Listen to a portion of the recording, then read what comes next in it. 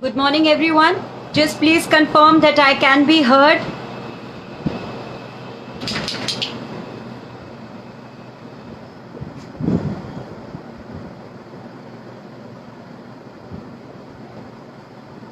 Venus?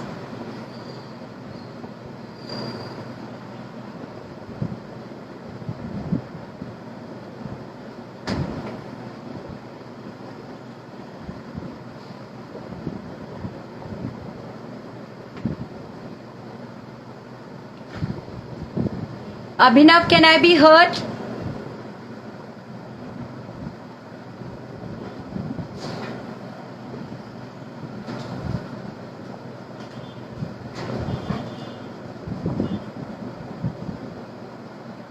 Okay, so we are going to start today's class. Today is the second part of our chapter, which is on sustainable agriculture, and today we are going to talk about organic farming. Something which I wanted to do yesterday, but because of the paucity of time, we could not go through it.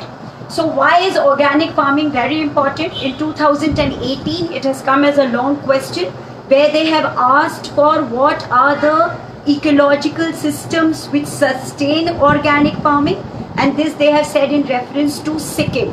So when we were doing the biodiversity parks, I had specially mentioned the organic farming in Sikkim.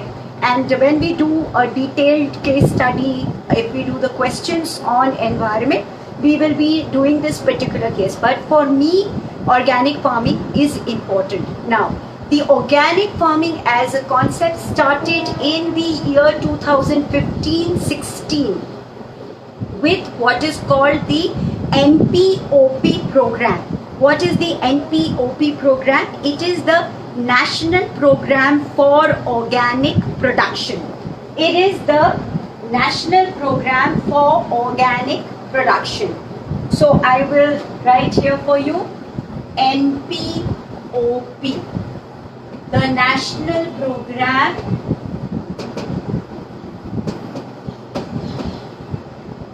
for Organic Production.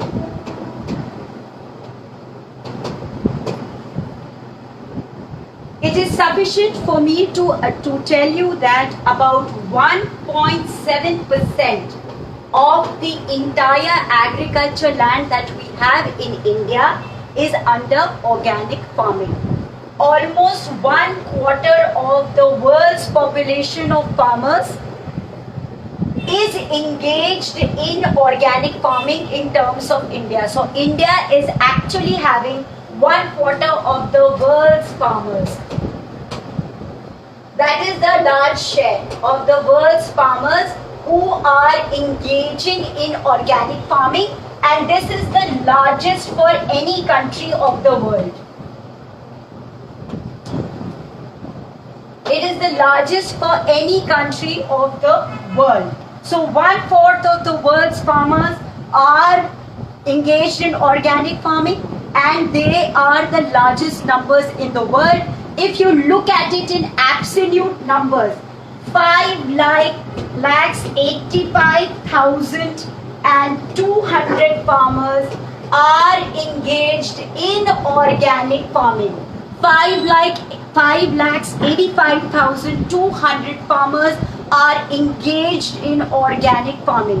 That is the scope of organic farming in India. So some statistics that I have mentioned to you. The program started in 2015-16. It is called the National Program for Organic Production. Henceforth, NPOP, 1.7 of the entire cultivable land in India is under organic farming, and this is about 1.5 million hectares. It's 1.5 million hectares in absolute terms. In terms of percentages, it is 1.7% which is under organic farming. If you look at the produce, we are producing 1.35 million tons of organic products.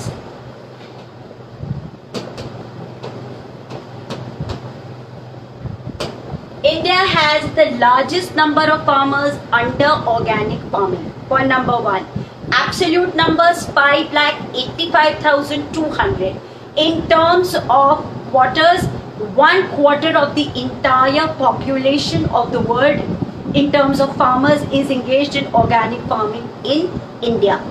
1.35 million tons of organic products are being exported from India on an annual basis, and we have almost 1.5 million hectare of land under organic farming. In terms of percentages, it is 1.7%. The entire program is being covered under the National Program for Organic Production, which is called the NPOP. Now, what happens in organic farming? So some of the things or the principles of organic farming. What are the principles of organic farming? The principles of organic farming are first and foremost, maintain the biological diversity while cultivating.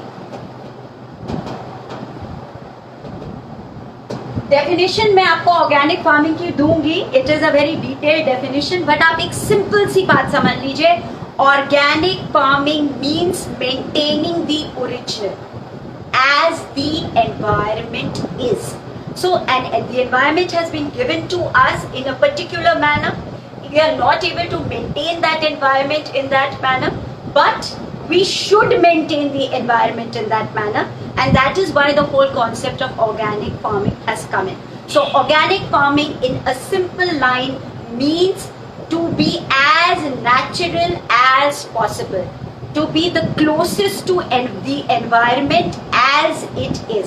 So, the first principle when you are engaging in organic farming is that you maintain the biological diversity of the land under organic farming. That is the first point. The second point is that you maintain long-term soil fertility. So, you maintain long-term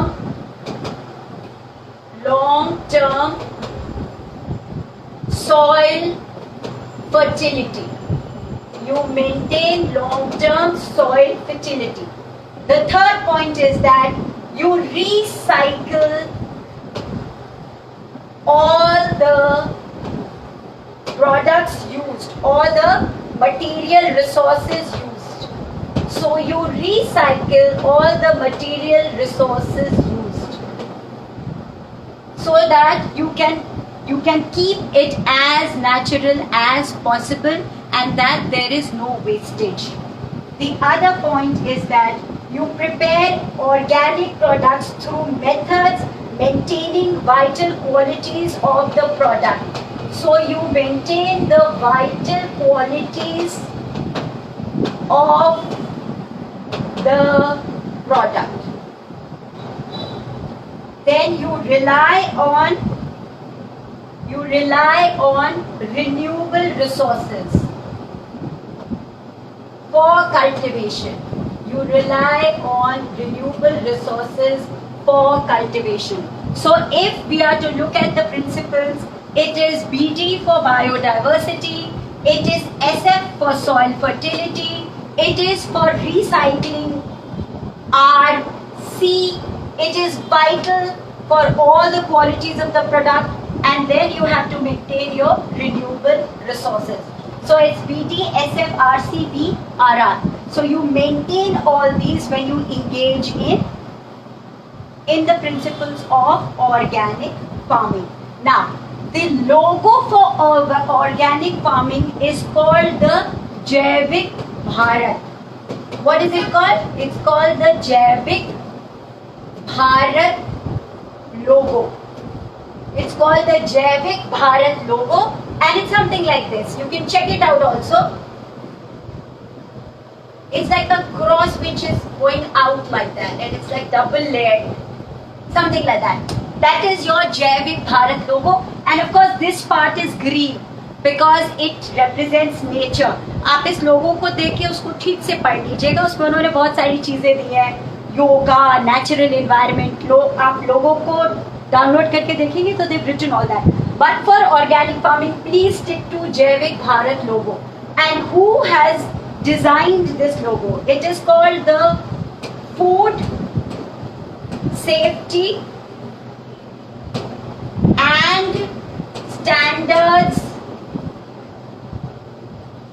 Authority of India. It is the Food Safety and Standards Authority of India, and if you look at it, it is called the FSSAI. Food Safety and Standards Authority of India का ये जैविक भारत लोगो है, and you must know that the Food Safety and Standards Authority of India works under the Ministry of Health. It works under the Ministry of Health. There's a reason why I'm telling you this. So, this logo is put on all organic products which are being produced in India, and it is called the Jaivik Bharat logo. It is being done by the Food Safety and Standards Authority of India, which is the organization which has provided this logo. And this is under the Ministry of Health. Now, we will go into the definition of organic farming. And don't get confused at all. It's very simple. Organic farming means being as natural as possible without engaging in anything from outside. So any foreign element is not allowed to enter into the agricultural cycle. So what is organic farming? It is a system of farm design. I repeat, it is a system of farm design and management. It's a system of farm design and management to create an ecosystem. So you are creating an ecosystem of agricultural products without the use of synthetic external inputs such as, and these are the highlights of organic farming. So I'll repeat the definition for you.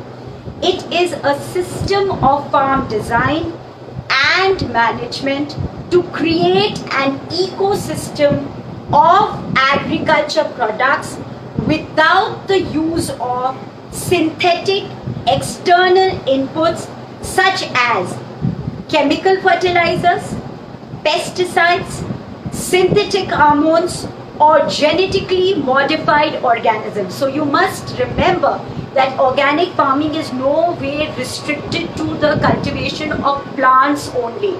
You have organically produced eggs also, meat also. So please keep in mind it includes both animal as well as plant products. So organic farming includes plant and animal product. It is a system of farm design and management to create an ecosystem of agriculture products which does not use any synthetic external inputs. So there are no synthetic external input. तो आपका कोई भी जवाब organic farming में हर समय ये include करेगा that there will be no pesticides,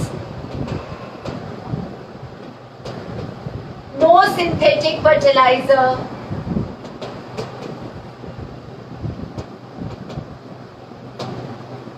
no hormones or genetically engineered products or genetically engineered products.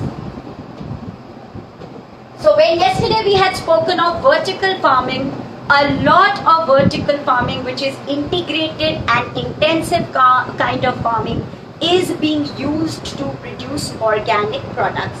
You must realize that there are no small players for organic farming. There are only big players, and there are a number of reasons for that. First, no product can be treated as organic till it is being certified, and the certification ministry be very clear. The certification ministry for organic farming is the Ministry of Commerce. Please remember this. The Jaivik Bharat logo may have been made by FSSAI, which is under the Ministry of Health, but it is restricted only to the creation of the logo, which is being put as a label for organic farming. The certification of the products for organic farming under the NPOP program for the government of India is being done by the Ministry of Commerce, and this certification is done by a third party. So there are 28 third parties, and you require a certification that all the products which are available have been organically produced or organically obtained. And this NPOP certification, when it is being done by the third party, it has to be repeated every year. I repeat, it has to be repeated every year. So it's a very, very costly affair. It's an yearly certification. It's an yearly certification by third party under the NPOP program by the Ministry of Commerce and Industry. By the Ministry of Commerce and Industry. So far so good? Okay. Now out of the 28 third parties, anybody can be called for certification. And this certification is valid. So the Indian certification for organic products is valid in Switzerland, it's valid in the European Commission, and it is valid in the US, and it's recognized by what is called the UN. It is called the USDA. In the USA, the certification is called the authority is called the USDA. So it is being recognized also by the USDA. Now when they are organic products, they are certified by these 28 third parties, any one of them. But if they are processed products,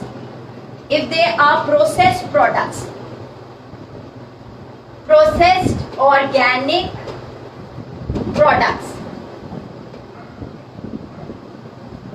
if they are processed organic products, then it requires two certifications. One, that it has been produced by an organic farm. So the farm which is responsible for having produced the product, that needs to be certified. And then of course the processing agent involved also needs to be certified. So both the things need to be certified, which is like from where the procurement has taken place and from where the processing has taken place. So the procurement and the processor both need to be certified under the NPOP program. Now when we go into something under organic farming, as you realize that this is the big man's play. And because organic farming was making a lot of relevance and noise in the developed world, the Indian government decided that they should do something to help the small farmers also, those having only about 2 to 5 acres of land.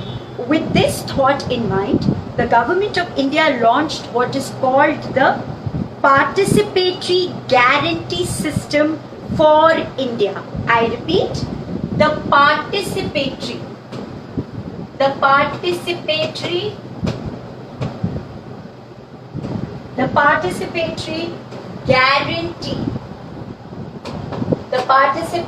guarantee system for India. Participatory Guarantee System for India. It is also called the PGS. But this program for organic certification is under the Ministry of Agriculture and Farmers Welfare. Okay? So this is under the Ministry of Agriculture and Farmers Welfare.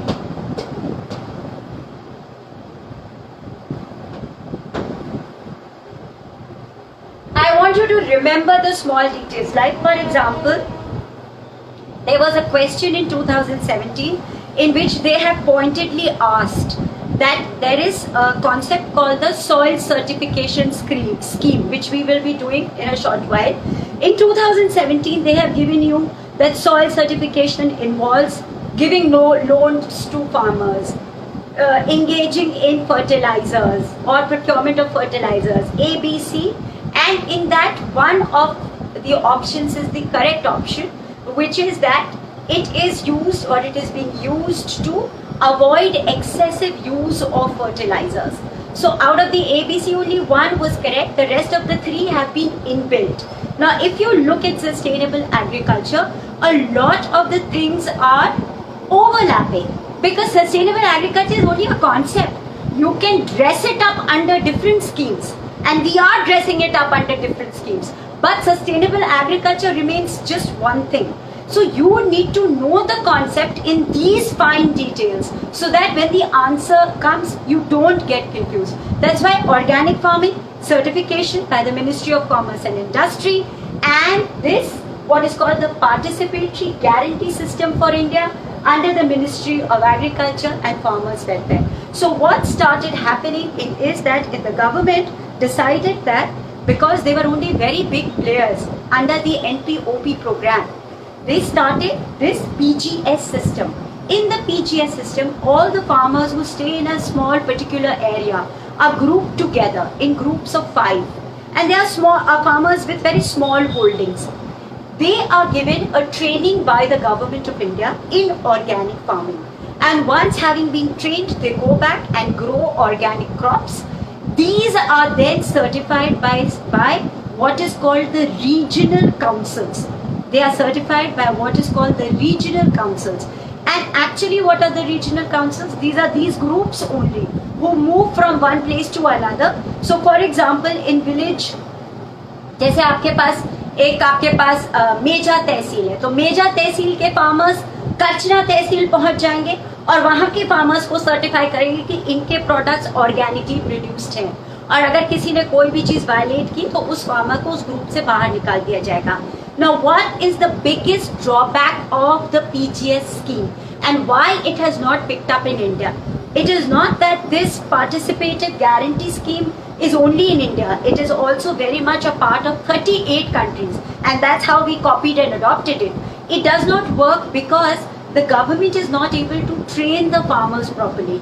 तो उनकी जो organic farmer की training ही है, that is itself a misnomer. It's not being done the manner in which it should be done. One is that. 2, the farmer is so ill-equipped. He's so poor. He cannot engage in the organic farming as per demand. And because of the lack of this, the PGS system is not really working in India. However, still, we have what is called 6,646. India has 6,000. It's 6,000. Please correct that. 6,646 PGS groups.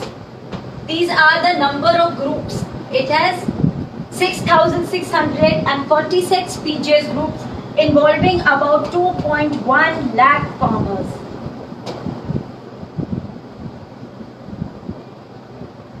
And how many regional councils are there? There are 562 regional councils which go and see. There are 562 regional councils who oversee and certify that a product has been organically produced. So I repeat, the PGS system or what is called the Participatory Guarantee System for India, working under the Ministry of Agriculture and Farmers Welfare, started in 2018 by the Government of India to make a dent in organic farming for the small and marginalized farmers.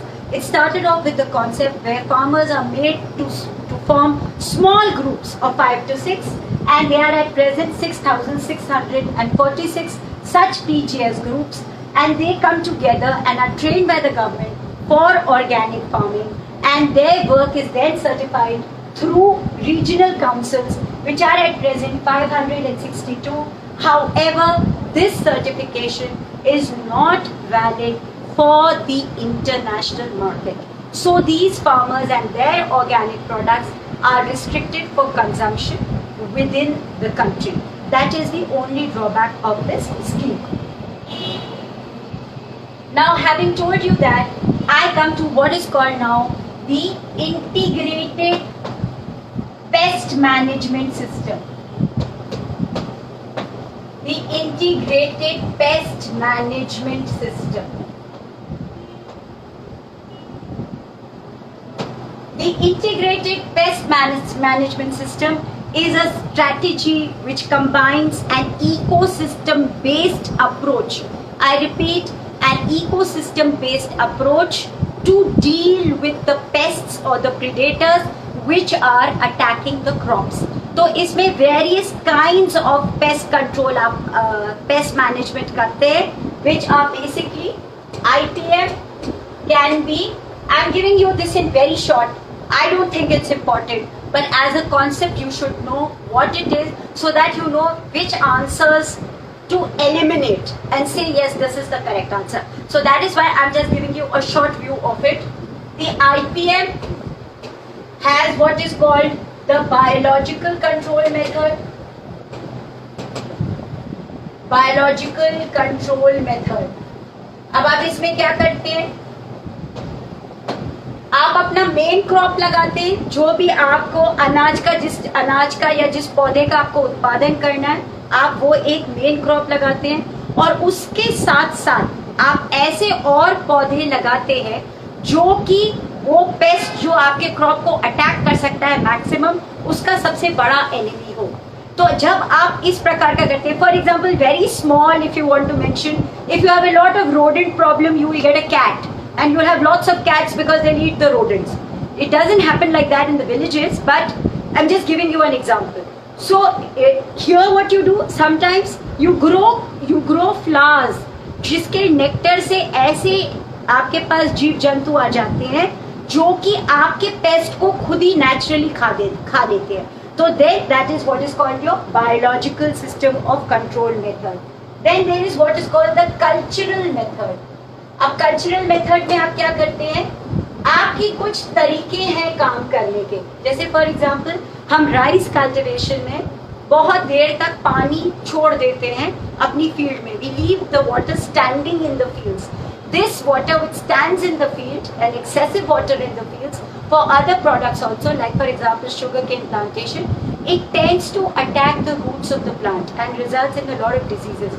So what can you do? Culturally, you can engage in practices where you reduce the amount of water that you are using for crop cultivation. So you cut down on certain cultural practices that you indulge in, and so control the spread of pesticides. Then there is what is called the mechanical and physical method.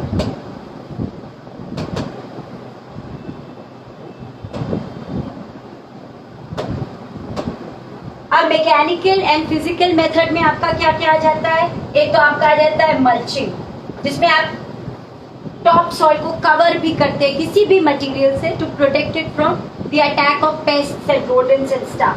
So one is mulching. Then you do some kind of steam sterilization. तो आप भाप डालते हैं ऊपर से, just vapour, not hot water, just steam sterilization of the soil to kill the small insects and pests which are there. That's another way of doing it.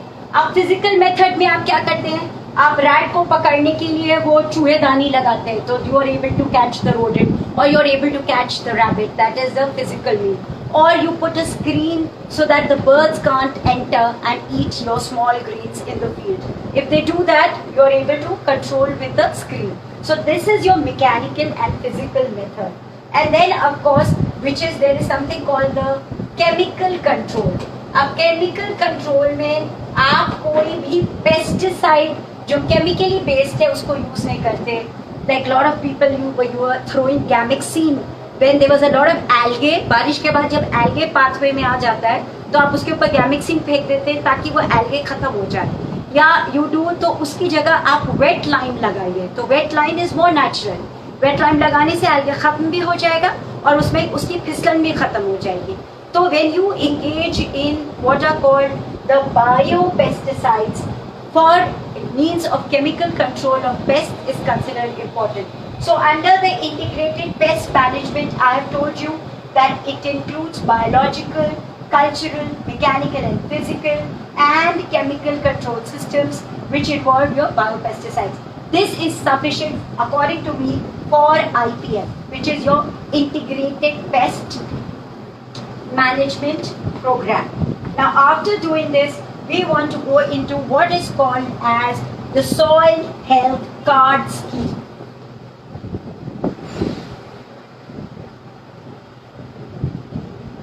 आज मैं आपको थोड़ा सा फास्ट रेट पे पढ़ा रही हूँ because I hope I'm able to finish this. Soil health card scheme. ये एक गवर्नमेंट ऑफ इंडिया की स्कीम थी जो 2017 में स्टार्ट हुई और जब ये 2017 में स्टार्ट हुई तो आपके आईएएस के प्रीलिम्स पेपर में ये आई है. Now what is the soil health card scheme? Under the soil health card scheme, you have a group of people who will visit your field. So people will go directly to the farmer's field and check the statistics of the soil. These are nothing which are to be tested in a lab. There is nothing technical about it. They go by certain indices which are apparent. Apparent means which can be seen by everyone. So वो आपके health parameters of the soil को check करते हैं और ये ऐसे 12 parameters हैं जो ये चेक करते हैं और उसके बाद ये सर्टिफाई करते हैं कि आपका सॉइल कैसा है. ये सर्टिफिकेशन फिर 3 साल बाद रिपीट होता है. And the agency which is involved, what the government of India has done is that it has tried to include such people who have a continuity in the checking or certification of the soil certificate. तो ये soil certificate एक आपका paper की तरह का certificate है जिसमें आपके सारे 12 पैरामीटर्स लिखे हुए हैं और वो आपको बताते हैं कि आपके सॉइल में क्या चीज कम और क्या चीज ज्यादा है. They grade the soil in terms of macronutrients, secondary nutrients, micronutrients and other biological solubles which are found in the soil. I will be telling you the details of it. अब इससे फायदा क्या होता है फार्मर को? Farmer अपने जो उसको समझ है और जो वो टीवी पे देखता है और कृषि प्रोग्राम में देखता है, what he gets from the people around him, believes or has started believing that an excessive use of fertilizer right from day one will give him a good crop. You can't blame the farmer. He has very few resources. He is entirely dependent on these erratic monsoons for his water supply. And if his crops fail, his other alternative is becoming a landless labor. And this reality has only got exaggerated. ये और ज़्यादा बढ़ गई है post-COVID situation. And so you have a lot of government schemes which are giving money directly into the farmer's account to help them mitigate the problem. Coming back to the soil health card scheme, which started in 2017, the attempt is that you should put in the soil only what it requires. तो अगर मान लीजिए कि phosphorus कम है तो आप सिर्फ वही फर्टिलाइजर यूज कीजिए जिससे कि फॉस्फोरस की कमी दूर हो जाए. तो जो एक्सेसिव यूज ऑफ फर्टिलाइजर्स है, एक्सेसिव यूज ऑफ पेस्टिसाइड्स है या वाटर की जो रिक्वायरमेंट है वो ये सॉइल सर्टिफिकेशन स्कीम से एकदम बैंग ऑन हो जाती है. तो you are giving the farmer what he or she needs. I hope they are female farmers also. So we'll go into the 12 parameters of what is done in the soil health card scheme. So first is it's a printed report. तो जैसे आपको school में report card मिलती है, ये उस प्रकार का एक प्रिंटेड रिपोर्ट है. और आपके पास पैरामीटर्स में क्या क्या है? NPK, ये आपके हो गए मैक्रो न्यूट्रिएंट्स, ये हो गए आपके मैक्रो न्यूट्रिएंट्स. इसको तो सॉइल में प्रेजेंट रहना ही है. Macro nutrients, nitrogen, phosphorus and potassium, NPK. फिर आपके पास एक होता है सेकेंडरी न्यूट्रिएंट. आपका सेकेंडरी न्यूट्रिएंट क्या है? अगर है तो बहुत अच्छा है, नहीं तो कोई बात नहीं. That is why it is treated as a secondary nutrient. और ये आपका क्या है? S, sulphur. So your secondary nutrient is sulfur. The third is your micronutrients. What is called the micronutrients? आपके micronutrients क्या क्या है? Your micronutrients are your zinc, Zn zinc, ferrous meaning iron, Cu मतलब copper, Mn मतलब manganese and Bo. All these are your micronutrients. Zn, ferrous, copper, manganese and Bo. These are your micronutrients. Nitrogen, phosphorus, potassium is your macro. Zinc, ferrous, copper, manganese, Bo, bromine आपका micronutrient हो गया. Sulfur एक आपका secondary nutrient हो गया. फिर you come to what is called the pH. pH is your percentage of hydrogen. Okay, so your pH will be pH which is called the potential hydrogen. और हम लोग जब इसको केमिस्ट्री में पढ़ते हैं तो क्या पढ़ते हैं? It decides whether the soil is alkaline or whether it is acidic. मतलब it determines the alkalinity or the acidity of the soil. हम pH से तो इसी का अंदाजा लगाते हैं. So pH, one is your pH, then is your EC. EC क्या होता है आपका? EC आपका होता है electrical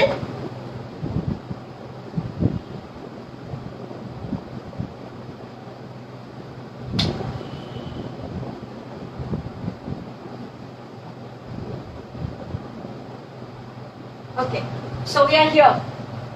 EC is your electrical conductivity of the soil. The electrical conductivity of the soil. This is your EC. तो pH हो गया आपका potential hydrogen. फिर हो गया आपका EC which is your electrical conductivity of the soil. And then there is something which is called the OC. OC is your organic carbon.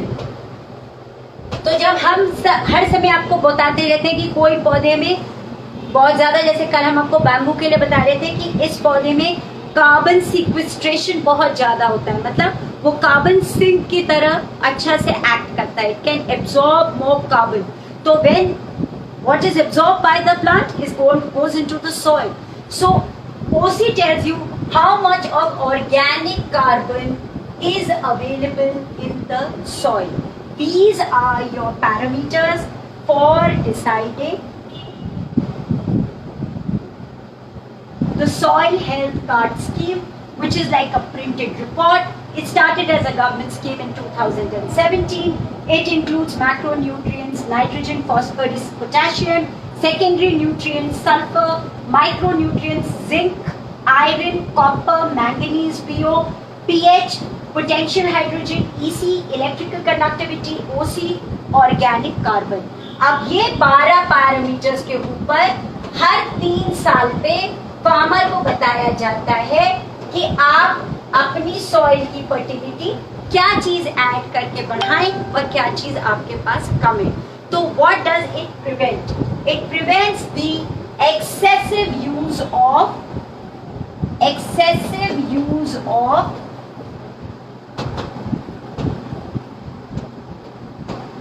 fertilizers. It prevents the excessive use of fertilizers. So this is what is called your soil health card scheme. It's your soil health card scheme. Okay. Another attempt by the government of India for sustainable agriculture is what is called neem coated urea. Neem coated urea. This started in 2015. This has been done only because urea is nothing but ammonia, and if it is not coated with neem, it is responsible for huge amounts of nitrous oxide emissions. तो आपका जो नीम coated urea है वो क्या control करता है? Nitrous oxide emissions, which is a GHG.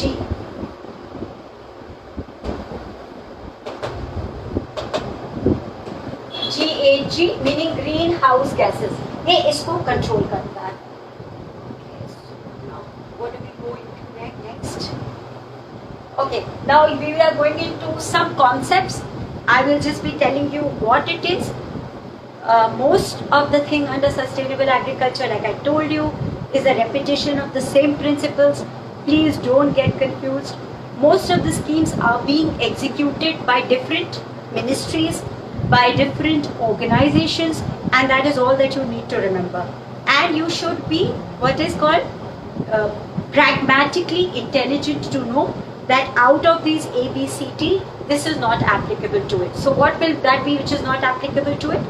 Which has got nothing to do with sustainable agriculture. So any parameter which has got nothing to do with sustainable agriculture needs to be eliminated. And I am training you only for the process of elimination here. The other scheme which we are going to talk about is called the climate smart agriculture. It's called the climate smart agriculture. अब climate smart agriculture भी एक type का आपका sustainable agriculture ही है. अब इसको कौन execute कर रहा है और इसकी डेफिनेशन क्या है? इसको एग्जीक्यूट कर रहा है FAO, which is your Food and Agriculture Organization of the UN. Students, you must understand that when you are a developing country like India or a third world country like India, most of the things that you are doing are being dictated by the developed countries. So any UN program under which you are getting some kind of aid is being implemented in that name in the country. So it is sustainable agriculture, but because it is being done by the Food and Agriculture Organization, it gets a new name. So what is the new name for it? It is called the CSA, which is the Climate Smart Agriculture. इसकी definition क्या है? आप definition सुन लीजिए तो जो मैं आपसे कह रही हूँ वो आपको समझ में आ जाएगा. इसकी definition है agriculture that sustainably increases. Agriculture that sustainably increases, enhances resilience, reduces or removes greenhouse gases. Where possible, it enhances achievement of national food security and development goals. Now, is there anything which is new here? I did not feel there was anything new here, but because it is a new concept, you should know that your country also has something called like the climate smart agriculture. Okay, there are three pillars of climate smart agriculture. What are the three pillars of climate smart agriculture? One which is called adaptation. One which is called adaptation. Two which is called mitigation.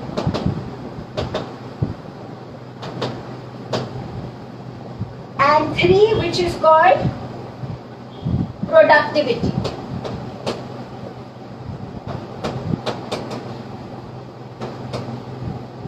So climate smart agriculture is saying that we need to engage in this kind of sustainable agriculture where there is an adaptation to we have to have an adaptive approach. So wherever there is a climate change, whenever there is a drought, or wherever there is flooding, we are still able to produce so that the small farmer doesn't get lost. So we should be able to adapt to the climate change, adapt to a changing economy. So all the variables in the market should not affect the small farmer. They should be able to adapt to those changes in the market, in the climate. First is that they should engage in such agricultural practices that over a period of time their productivity increases. Then the third thing is that by engaging in such practices of agriculture, we should be able to mitigate or reduce the emission of greenhouse gases. So climate smart agriculture has three pillars. One is your productivity. So it is PAM. One is your productivity. You should increase your productivity over a period of time. Second is adaptation. You should be able to adapt to the changing scenario outside the field, outside the agriculture field. And mitigate. You should be able to mitigate and cut out the losses due to the emission of greenhouse gases or reduce the greenhouse emissions wherever possible. The only thing which I want to tell you is that sustainable agriculture in most of its part, wherever it is being executed, except for, you have this rain-fed development area program, which is a sub-part under the National Mission for Sustainable Agriculture. And I am not doing National Mission for Sustainable Agriculture for you because it is only a repetition of what all is coming under all schemes, and they just put it under together. I don't know how students can remember so many missions of this government. I really don't know, but there are too many missions. And you don't need to remember the National Mission for Sustainable Agriculture. It is everything which you have done under the other schemes. So don't be misled about it. But one part of it is rain-fed area development. That is the only scheme which I read which was area restricted. Otherwise, all over, sustainable agriculture has what is called a landscape approach, including climate smart agriculture. So all of sustainable agriculture, SA, is a landscape approach. And what is a landscape approach? A landscape approach is one which takes a holistic view. So holistic view to hai hai because we are dealing with ecosystems everywhere. And when we are dealing with ecosystems, we are dealing with plants also, we are dealing with animals also, we are dealing with humans also, we are dealing with soil also, we are dealing with other organisms also. And this is within an ecosystem. Okay? So we are seeing man in interaction with his environment, which is sustainable development, but with all these factors together. So sustainable agriculture first must remember that it is a landscape approach to agriculture, where you take a whole picture or a whole view of whatever you are doing. So we have just finished with climate smart agriculture.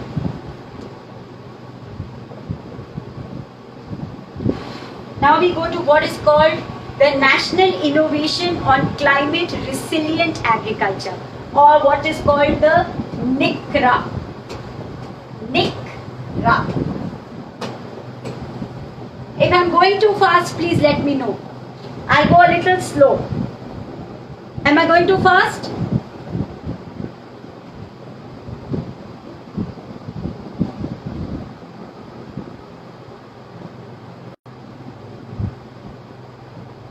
No, I'm not going too fast. It's good to see Abhishek is back, because Abhishek ki comments I have missed over a period of time. Okay. So I'm not going too fast. I'm very happy because I've been told I go very fast. I want to control that. So we are doing another program now which is called the NICRA. So NICRA is your National Innovation on climate resilient agriculture. NICRA is the National Innovation on Climate Resilient Agriculture. This is being executed by the Indian Council of Agriculture Research and launched in 2011. So all the stuff which is being done by different organizations. So smart climate agriculture was being done by the Food and Agriculture Organization of the UNO. The FAO is also doing one more. I will be telling you about it shortly. Right now, please concentrate on the national innovations on climate resilient agriculture, something which is being executed by the Indian Council for Agriculture Research, which was launched in 2011, and there are 4 components to this program. What are the 4 components of this program? First is strategic research.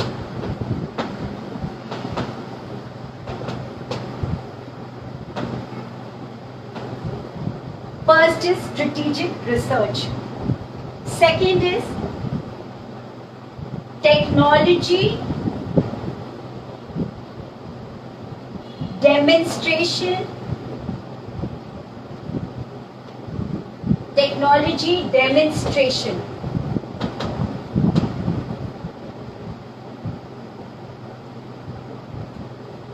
Third is capacity building.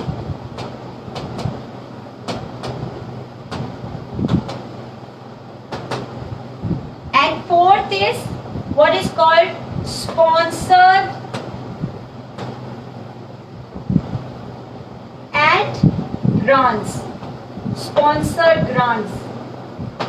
So first is your National Innovation on Climate Resilient Agriculture, a scheme or a program launched by the Indian Council of Agriculture Research in the year 2011. It has 4 very important components. One is your strategic research, other is technology demonstration, third is capacity building, and fourth is sponsored grants. So what the Indian Council for Agriculture Research is actually doing is that it is going into various parts of the country. It has its own units which are going into detailed analysis of soil and climate, and whatever variations they are finding in the climate, they are proposing models in terms of technology, how to put it right. So it's an important concept and it is yielding results, although on a small scale. But this program is very much on and an important part in terms of scientific research, and that is what you should know. Now we come to another program which is called the Green AG project. It's called the Green, और AG program में लिखा है, मैं नहीं लिख रही हूँ as a short form. It is called the Green AG project. So what is the Green AG project? Green AG project is under what is called the Global Environmental Facility. एक GEF है, Global Environment Facility, जो हमारी conference जो इसको हम Paris summit कहते हैं, उस समय ये ग्लोबल एनवायरनमेंट फैसिलिटी बनाई गई थी और उसके तहत ये ग्रीन एग्रीकल्चर प्रोजेक्ट को लॉन्च किया गया. अब this word is huge, so please stay with me for it. So green agriculture is transforming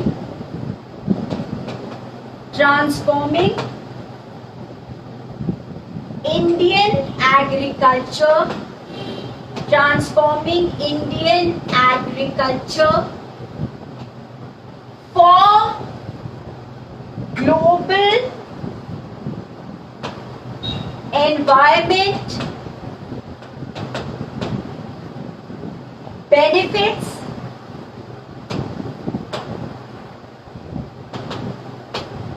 and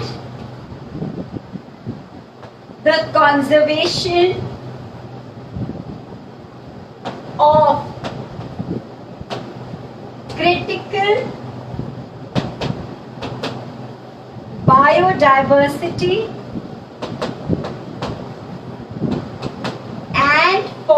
landscape. Students, this is the name of the program.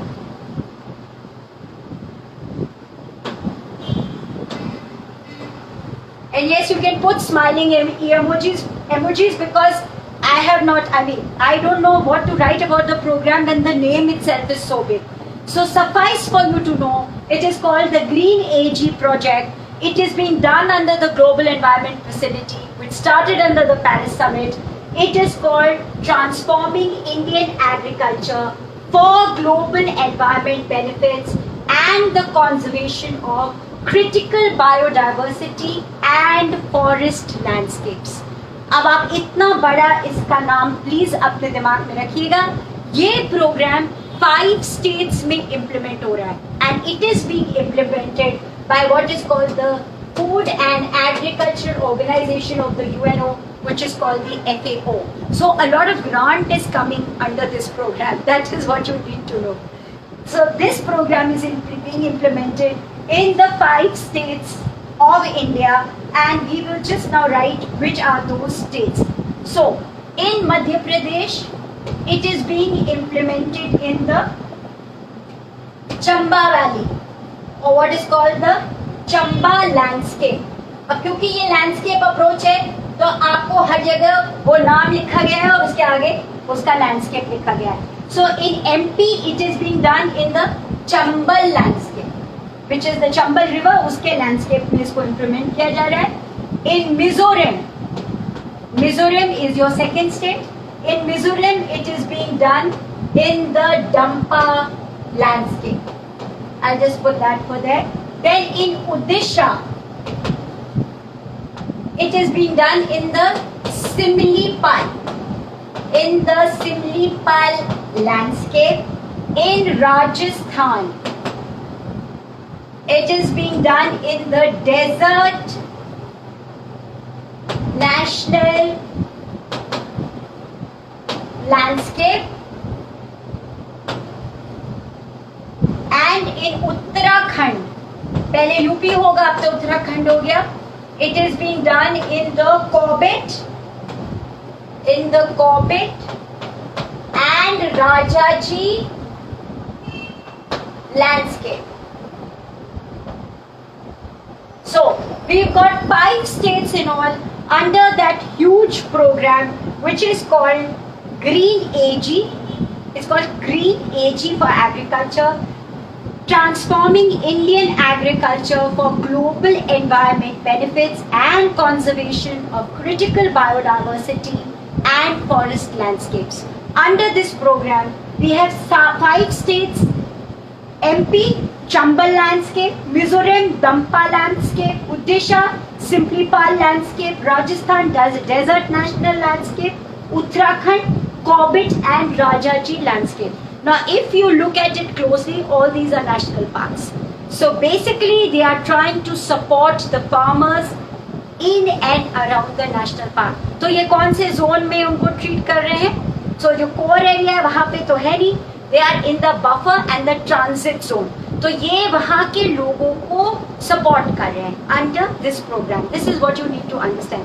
If you can recall, there is a core and a buffer and a transit zone, and we find people more in the transit zone who are dependent on the forest. So they are trying to look into the livelihood of those people and how much of land they are dealing under this scheme. It is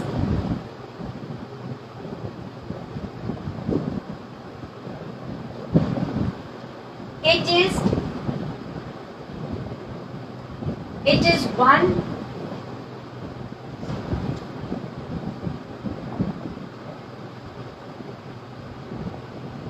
It's 10407.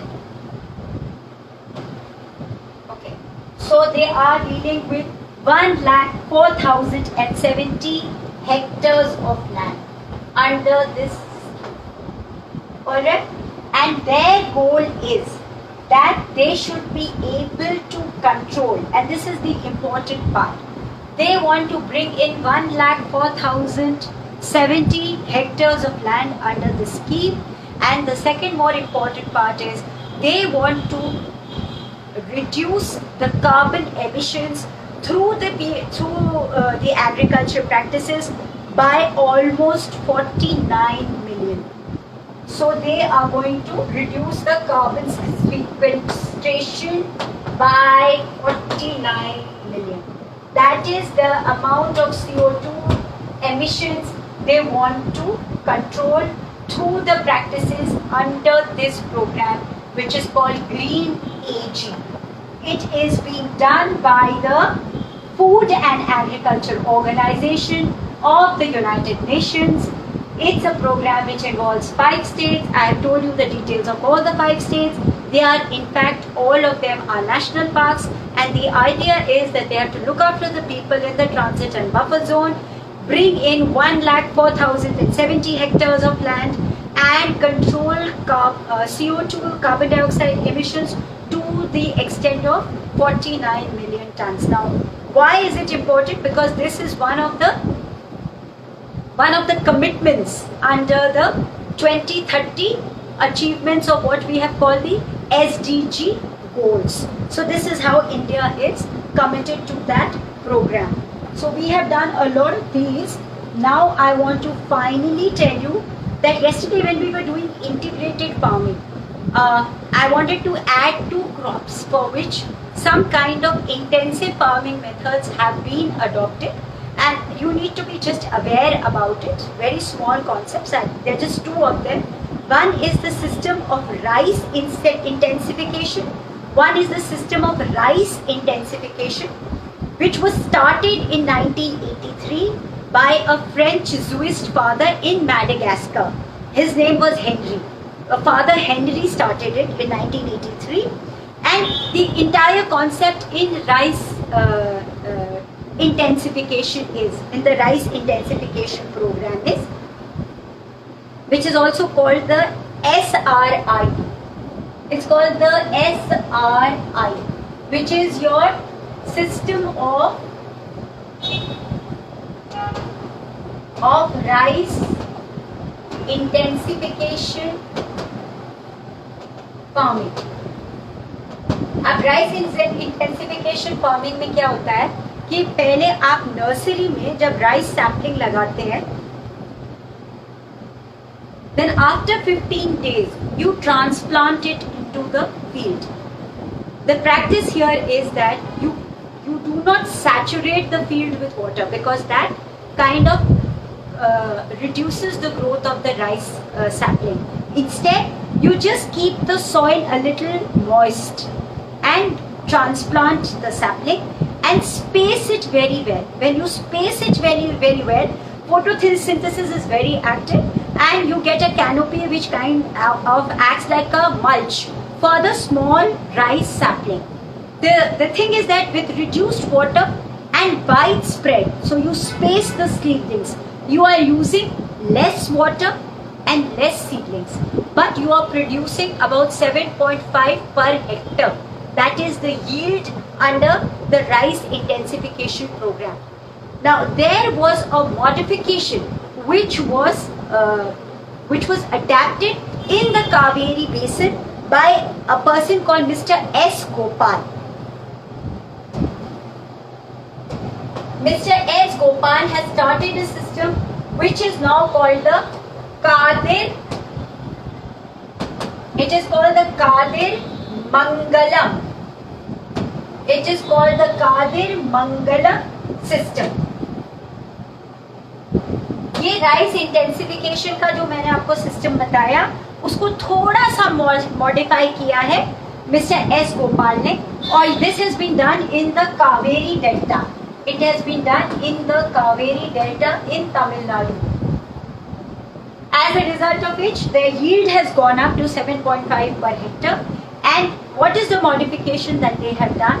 That instead of, in the first go, transplanting and placing only one seedling sapling in one place, they are for the first 15 days putting 5 saplings together. So these saplings gain strength from each other and are able to withstand the wind force much more. So there is almost 80% saving from the losses which were occurring due to the saplings being very weak. But the other catching part is that it is double labor intensive because you are transplanting twice. Once in groups of 5 and then again after a period of 15 days as a single sapling with wide space. That is the only thing. But according to the data which has been collected, it is found that this labor intensification is yielding to higher yields, which is offsetting whatever cost is being incurred due to the high labor input. Now we come to a similar program which has been launched under what is called the Sustainable Sugarcane Initiative. It's called the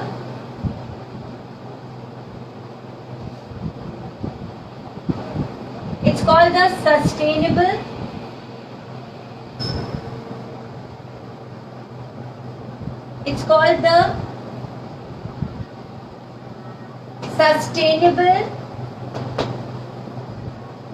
Sugar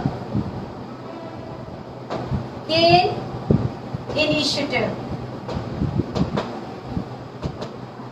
It is called the Sustainable Sugarcane Initiative, which has been started in 2009, and a similar practice is being adopted, which results in about 20 to 30% use of less water, 20 to 30% use of less water, and at the same time 25% reduction of chemical inputs.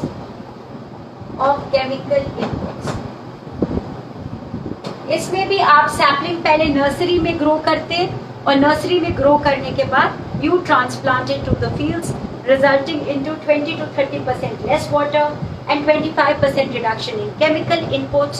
Not only that, the saplings come out to be stronger and they are widely spaced. Okay, so that we have done. Now the other program which was there. Now we come to what is something called the agroecology. Agroecology में उन्होंने आपको 10 points बताए. I will define agroecology, list those 10 points. I leave it entirely up to you if you want to make notes of that or not. So agroecology again is an integrated approach that applies ecological and social concepts and principles to design and manage food and agricultural systems. What is agroecology? I repeat, agroecology is an integrated approach that applies ecological and social concepts and principles for design and management of food and agricultural systems. ये क्या, इसका M क्या है? Agroecology का M ये है कि plant, animals, humans और एनवायरनमेंट सबका फायदा होना चाहिए एक साथ. इसके प्रिंसिपल्स 10 हैं. So just I will keep writing the principles, आप देख लीजिए. You shouldn't miss on their. One is recycling of all renewable resources. It's nothing new, just please keep writing whatever I'm writing. So recycling, then there is an input reduction. अब input reduction और recycling दोनों organic farming के भी हिस्से थे, but they are saying it again, so we are writing it again. Input reduction, then there is what is called animal health and welfare. Animal health and welfare. Then what is called synergy. सब कोई मिलके चलिए, साथ साथ काम कीजिए, चाहे plant है, चाहे एनिमल है, चाहे ह्यूमन है. Then there is called something called economic diversification. Economic diversification.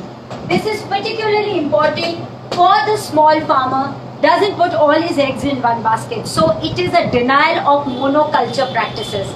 It says you should diversify.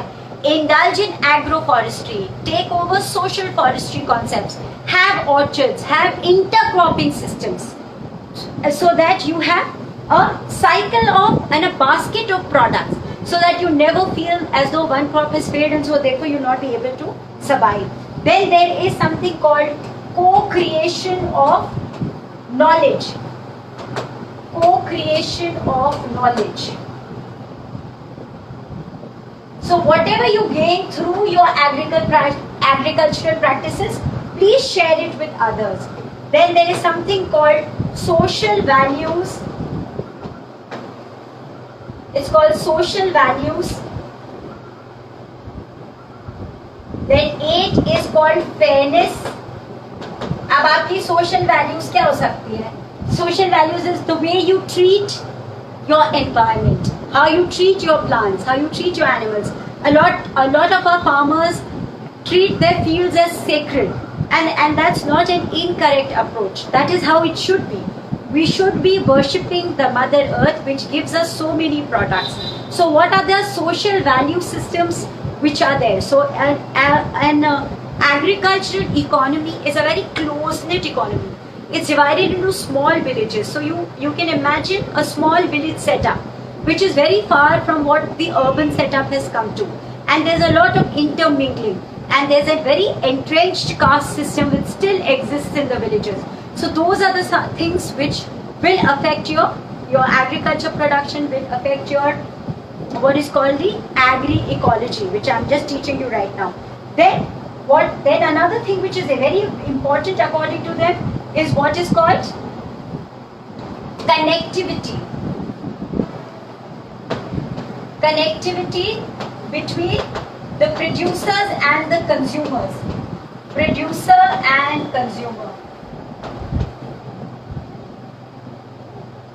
So for example, during the COVID period, there was a huge demand for what is called ginger, adrak. And adrak reached prices like 250 per 250 grams, some 700 rupees at one point of time. I'm talking of Bombay. I don't know about the other cities.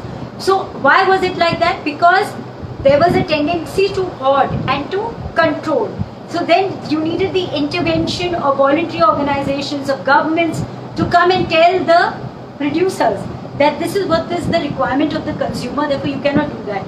If you remember in 2016-17, we had this whole onion crisis. Why? Because there was no stoppage to what was being exported to countries like Bangladesh and Sri Lanka, and we were exporting huge amounts of onions to Bangladesh and Sri Lanka, as a result of which there was a scarcity of onions in our own country, and which resulted in onions being sold at 100 rupees per kg. So there has to be a connectivity between the producers and the consumers. And then 10 is what is called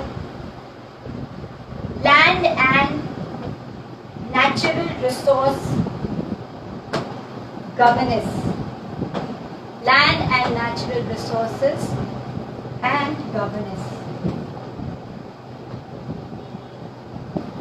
So how natural resources are distributed in the country, how are they being controlled, is very, very important in agroecology. So agroecology is again a landscape participatory approach to sustainable agriculture. It is a landscape participatory approach to agriculture. And finally, we conclude today's class by the principles of sustainability, which are 5. And if you remember these 5, rest all the concepts you need to learn by name, which organization is doing it, and just these 5 principles and you're good to go. So what are the principles of sustainability? Improving efficiency in the use of resources. I'm reading this out to you, I'm not going to write, just pay attention. Improving efficiency in the use of resources. Point number 2, direct action to conserve, protect and enhance natural resources.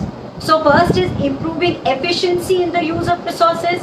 Second is direct action to conserve, protect and enhance natural resources. Third is to protect and improve rural livelihoods and social well-being. This is very important. If your agriculture cannot sustain the farmer, there is no point of sustainable agriculture. So a poor country can only be as much conservative about its environment as much as its livelihood can support. So the third point is very important. Protect and improve rural livelihoods and social well-being. Fourth point is enhance the resilience of people and communities and ecosystems to climate change and market volatility, which is the concept of adaptation. So, enhance the resilience of people and communities and ecosystems to climate change and market volatility. And the fifth and the most important in my concept is good governance is essential for both natural and human systems. So if the government is not committed towards biodiversity, towards maintaining the ecosystems as it is through its policy, the commitment of the people at large will not mean much. So, improving efficiency in use of resource, direct action to conserve, protect and enhance natural resource, protect and improve rural livelihoods and social well-being, enhance resilience of people and communities and ecosystems to climate change and market volatility, and good governance is essential for both natural and human systems. Thank you so much for your time. With this, we bring to an end what is called the sustainable agriculture. If there's anything which the students want me to do more, I will do more. Next class, I think I'm going to meet you, is for environment impact assessment. Hopefully, we should be able to do it next week. Till then, thank you so much for your time. Thank you.